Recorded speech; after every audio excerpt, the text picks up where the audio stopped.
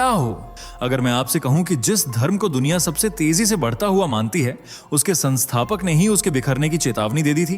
क्यों एक ऐसी उम्मत जिसे एकता और भाईचारे की मिसाल बताया गया, आज दर्जनों फिरकों में बंटी खड़ी है? और क्या सच में ऐसी भविष्यवाणियां मौजूद हैं जो आने वाले समय की एक खामोश तस्वीर पहले ही बना चुकी थीं? आज इस वीडियो में हम किसी नफरत की भाषा नहीं बल्कि सवालों की आग लेकर आए हैं। हम जानेंगे कि आखिर वह कौन सी बात थी जिसने शुरुआत में ही अंत की आहट दे दी। क्या यह सिर्फ धार्मिक मतभेद हैं या फिर इतिहास के पन्नों में छिपी कोई बड़ी चेतावनी? सोचिए, अगर किसी समुदाय को पहले ही बता दिया जाए कि वह टुकड़ों में बंटेगा, तो क्या वह भविष्य अपने आप सच नहीं होने लगता? दुनिया बदल रही है, हालात बदल रहे हैं और पहचान की लड़ाई पहले से ज्यादा तेज हो चुकी है। लेकिन असली सवाल यह है, क्या हम जो देख रहे हैं वह उसी भविष्यवाणी की परछाई है या फिर हमें आधा सच दिखाकर पूरा सच छिपाया गया? वीडियो के अंत तक आप सिर्फ घटनाएं नहीं बल्कि पैटर्न देखेंगे, सिर्फ बयान नहीं बल्कि उनके पीछे की परतें समझेंगे। अगर आपने यह शुरुआत सुन ली है तो यकीन मानिए आगे की बातें आपकी सोच को झकझोर देंगी। इसलिए अंत तक बने रहिए, क्योंकि अगला सच आपके क्यों और कैसे दोनों का जवाब देने वाला है। चलिए, एक बात जल्दी से बताइए, ये वीडियो आपको खुद से ढूंढकर मिला या YouTube ने आपके स्क्रीन पर सजेस्ट किया और आपने क्लिक कर दिया? क्योंकि हमें भी समझना है कि YouTube हमारी आवाज़ आप तक कैसे पहुंचा रहा है।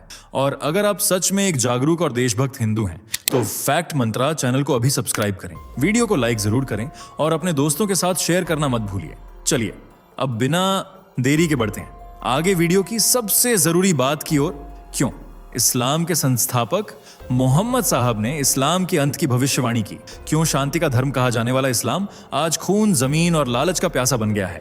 क्या लिखा है भविष्य मालिका में इस्लाम धर्म को लेकर? क्यों इस्लाम के अनुयायी एक दूसरे के दुश्मन बने हुए हैं? कैसे तलवार की नोक पर फैलने वाला धर्म आज सिकुड़ता जा रहा है? क्या कहते हैं हिंदू ग्रंथ? चलिए समझने की कोशिश करते हैं, लेकिन वीडियो में आगे बढ़ें उससे पहले, जी हाँ, वीडियो को लाइक और चैनल को सब्सक्राइब कर लीजिए। दुनिया का दूसरा सबसे बड़ा धर्म है इस्लाम, जिसे दुनिया के सबसे तेजी से बढ़ते धर्मों में से एक माना जाता है, जिसका प्रचार शांति से नहीं बल्कि जिहाद की पुकार से हुआ, जिसे अल्लाह का धर्म, सबसे पाक धर्म, एकता की मिसाल और भाईचारे का सबूत बताया गया। उसी धर्म के संस्थापक मोहम्मद साहब ने स्थापना के बाद ही इस्लाम के अंत की भविष्यवाणी कर दी थी। जब किसी धर्म का संस्थापक ही उसके विनाश की चेतावनी दे तो बात धार्मिक नहीं बल्कि अस्तित्व की रक्षा की बन जाती है। लेकिन कट्टरपंथियों ने कभी इस भविष्यवाणी को उजागर नहीं होने दिया। अंत के शब्दों में लिपटी इस भविष्यवाणी को कैद के उस तहखाने में बंद कर दिया जहां से वह कभी बाहर न निकल पाए, और अपने तरीके से इतिहास की पटकथा लिखी। लेकिन वे यह भूल गए कि इतिहास मनगढ़ंत कहानी का नाम नहीं बल्कि उस सच्चाई की दास्तान है जो इतिहास के अस्तित्व से जुड़ी हो। और वह कहते हैं ना, सच को चाहे कितने ही पर्दों में क्यों ना छुपा लो, लेकिन एक न एक दिन वह बाहर निकल ही आता है। और यही हुआ मोहम्मद साहब की भविष्यवाणी के साथ, जिसका खुलासा होते ही मुस्लिम जगत में हड़कंप मच गया। क्योंकि इस भविष्यवाणी में साफ शब्दों में लिखा था, तफ्तरिकु उम्मती अला 73 फिरका कुल्लुहुम फिन्नार इल्ला वाहिद। मतलब मेरी उम्मत 73 फिरकों में बंटेगी, उनमें से सभी नर्क में जाएंगे केवल एक को छोड़कर। यह भविष्यवाणी दर्ज है अब्बू दाऊद में, जिल्द 3, किताब 40, हदीस नंबर 44। यह सिर्फ शब्दों में लिपटी एक दूरदर्शी सोच नहीं बल्कि वर्तमान का वह मौजूदा सच है जो पूरी दुनिया अपनी आंखों से देख रही है। आज इस्लाम में वहाबी, सूफी, अहले हदीस, शिया, सुन्नी, देवबंदी, बरेलवी जैसे कई दर्जनों फिरके हैं जो न सिर्फ खुद को सही बताते हैं बल्कि दूसरे फिरके को गलत रास्ते पर भटकता हुआ समुदाय भी मानते हैं। यानी आज का मुसलमान अपने ही भाई बंधुओं का दुश्मन बन बैठा है और धर्म वो वाहन बन गया है जिसे सब अपने अपने तरीके से चला रहे हैं और खुद को सर्वश्रेष्ठ चालक बता रहे हैं। जबकि मोहम्मद ने साफ कहा है कि सिर्फ एक ही सही रास्ते पर होगा, बाकी सब नर्क में जाएंगे। ऐसे में सवाल यह उठता है कि अगर 73 में से सिर्फ एक सही है तो क्या बाकी 72 नर्क के रास्ते पर नहीं जा रहे हैं? अगर हाँ, तो क्या इस्लाम का पतन नजदीक नहीं? जिस धर्म को भाईचारे की मिसाल कहा जाता था, आज वही भाईचारा मिट्टी में मिल रहा है और मुसलमान दूसरे मुसलमान को काफिर कहकर नीचे दिखा रहा है। यह इस्लाम के पतन का सबूत नहीं तो और क्या है? इस्लाम आज एकता की नहीं बल्कि विवाद, जंग और आपसी टकराव की वजह बन गया है, जिसका जिक्र खुद इस्लाम के चौथे खलीफा मोहम्मद साहब के दामाद और इस्लाम के सबसे पवित्र और पूजनीय लोगों में शुमार हजरत अली ने भी किया था। नहजुल बलागा में मुआविया को लिखे पत्र में हजरत अली ने अपने भीतर की भावना को शब्दों में जाहिर किया। एक कबूलनामा पेश किया था और लिखा था, इस्लाम से पहले हम एक थे, लेकिन इस्लाम आने के बाद हमारे बीच फूट और संघर्ष बढ़ते गए। ये किसी आलोचक के शब्द नहीं थे, बल्कि इस्लाम के चौथे खलीफा के थे। जिस धर्म को संस्थापक मोहम्मद साहब ने एकता का धर्म बताया, उनके बाद ही उनके दामाद ने आखिर क्यों इस्लाम को संघर्ष और विवाद की वजह कहा। क्या इस्लाम की सच्चाई यही थी, या फिर वह जिसे कट्टरपंथी दुनिया को दिखाने की कोशिश करते हैं?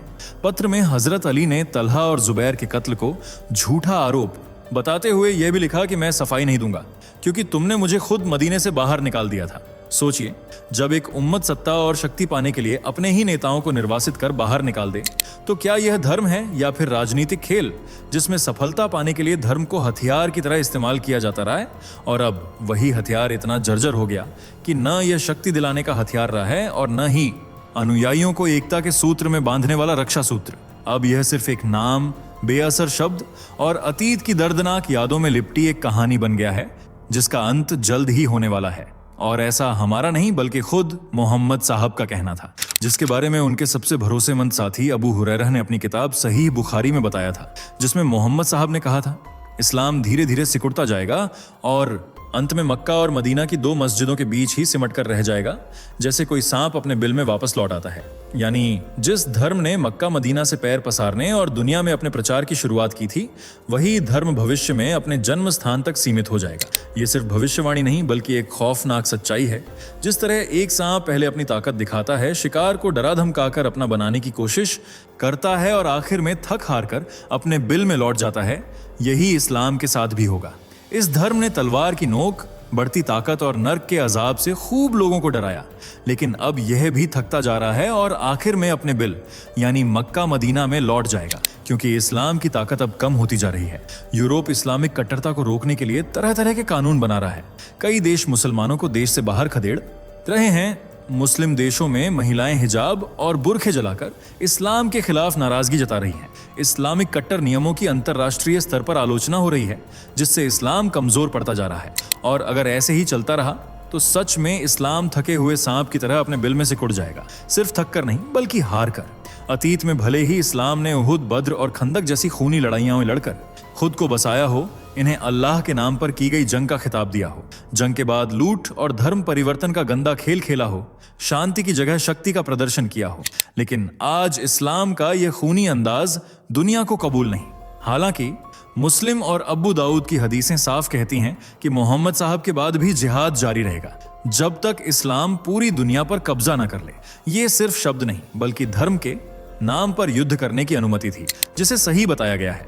लेकिन अब यह ताकत कमजोर पड़ती नजर आ रही है, क्योंकि पहले एकता थी और अब आपसी फूट है। पहले धर्म एक था, लेकिन अब अनेक हिस्सों में बंट गया है, जिसका जीता जागता उदाहरण है इराक, जहां मुसलमान होने के बावजूद शिया और सुन्नी फिरके खूनी लड़ाई लड़कर एक दूसरे को खत्म करना चाहते हैं। सीरिया में भी सत्ता की भूख आपसी टकराव की वजह बन गई है, जिसकी चपेट में आ रहे हैं लाखों मासूम लोग, जो इनकी लड़ाई की चक्की में पिस रहे हैं और बड़ी संख्या में अपनी जान गंवा रहे हैं। अफगानिस्तान में तो इस्लाम की नींव के नीचे मानवता को जिंदा ही दफना दिया गया है। इस्लामिकता से महकने वाला पाकिस्तान भी बुराई, आतंकवाद और कट्टरता का ठिकाना बना हुआ है, जहां मस्जिदों को भी नहीं बख्शा जाता, बल्कि मस्जिदों की दीवारें भी बम धमाकों से गूंज रही हैं। यानी इस्लाम की कट्टरता दुनिया को नहीं, बल्कि इस्लाम और उसके अनुयायियों को ही निगलती जा रही है, जो कर्मों का फल है। उम्मत अब सिर्फ एक शब्द बनकर रह गया है, जिसका जमीन पर कोई अस्तित्व नहीं बचा है। हर फिरका खुद को सही और दूसरे को गलत ठहराने की होड़ में लगा हुआ है। हर फिरके के साथ इस्लाम का एक नया चेहरा जुड़ चुका है, जिसके अलग नियम, अलग तौर तरीके और अलग रीति रिवाज हैं। और इसी दर्दनाक सच्चाई को सालों पहले मोहम्मद साहब ने भांप लिया था। तभी उन्होंने इस्लाम के अंत की भविष्यवाणी की, जो आज हकीकत का रूप लेती नजर आ रही है। सिर्फ मोहम्मद साहब ने ही नहीं, बल्कि हिंदू धर्म के बड़े बड़े विद्वानों और भविष्यवक्ताओं ने भी इस्लाम को लेकर भविष्यवाणियां की हैं।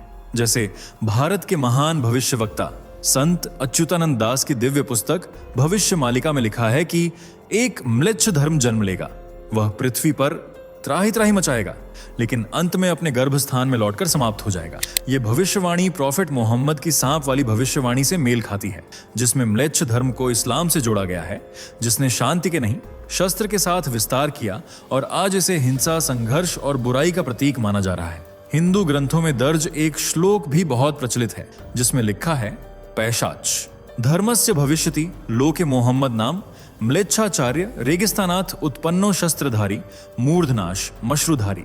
हिंदी में इसका मतलब है कि एक पैशाच धर्म उत्पन्न होगा जिसका संस्थापक मोहम्मद नाम म्लेच्छ आचार्य होगा। वह रेगिस्तान से प्रकट होगा, शस्त्रधारी होगा, सिर पर छोटी नहीं होगी लेकिन दाढ़ी होगी। क्या यह सिर्फ एक भविष्यवाणी है? तो इसका जवाब है नहीं, बल्कि यह वह हकीकत है जिसका असली रूप सालों पहले दुनिया देख चुकी है। जब सऊदी अरब की रेगिस्तानी जमीन पर मोहम्मद साहब का जन्म हुआ था, उन्होंने सिर पर चोटी नहीं रखी बल्कि चेहरे पर दाढ़ी रखी। उन्होंने शस्त्र लेकर अपने अनुयायियों को जिहाद करना सिखाया और तलवार की नोक पर इस्लाम का प्रचार प्रसार करवाया। भागवत पुराण के दूसरे अध्यायों में इस्लाम के प्रचार का भी उल्लेख मिलता है, जहां साफ और स्पष्ट शब्दों में लिखा है कि एक धर्म बहुत तेजी से फैलेगा लेकिन अंत में अपने आंतरिक विभाजनों के कारण समाप्त हो जाएगा। यह धर्म अपने ही लोगों के बीच संघर्षों में फंस जाएगा, हिंसा इसका मूल सिद्धांत बन जाएगा और अंत में यह वापस अपने रेगिस्तान में लौट जाएगा। कई ग्रंथों में यह भी लिखा है कि कलयुग में धर्म विकृत हो जाएगा और नैतिकता की जगह लोभ, छल और आक्रोश देखने को मिलेगा। कलयुग में धर्म को भक्ति का आधार नहीं बल्कि बल का साधन माना जाएगा और लज्जा, शर्म, हया ये सब गुण कहीं खो से जाएंगे। आज ये सभी बातें सच होती दिखाई दे रही हैं।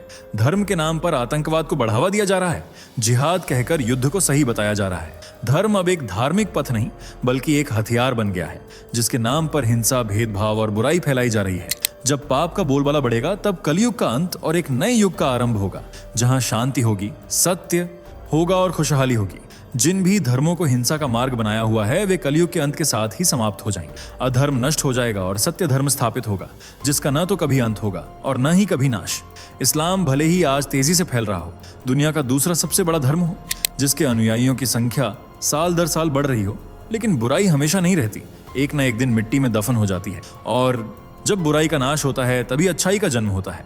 इस्लाम के पतन के बाद दुनिया में सिर्फ एक धर्म होगा, सनातन धर्म, जिसे सच्चाई का मार्ग, मोक्ष की कुंजी और सच्ची आस्था का केंद्र माना जाता है, जो हिंसा नहीं अच्छाई सिखाता है, युद्ध नहीं आपसी प्रेम सिखाता है और आपसी टकराव नहीं भाईचारे की सीख देता है।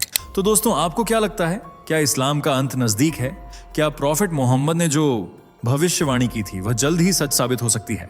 अपनी राय कमेंट बॉक्स में जरूर बताइए। अगर हमारी वीडियो अच्छी लगी हो तो इसे ढेर सारा प्यार दीजिए, लाइक और शेयर कीजिए। साथ ही चैनल से जुड़े रहने के लिए चैनल को सब्सक्राइब करके बेल आइकॉन को प्रेस कर लीजिए। धन्यवाद। दोस्तों, आपके स्क्रीन पर 2 और वीडियो दिख रही हैं, जिसे देखने के लिए आप स्क्रीन पर क्लिक करें। दोनों देखिएगा, बहुत अच्छी वीडियो बनी है।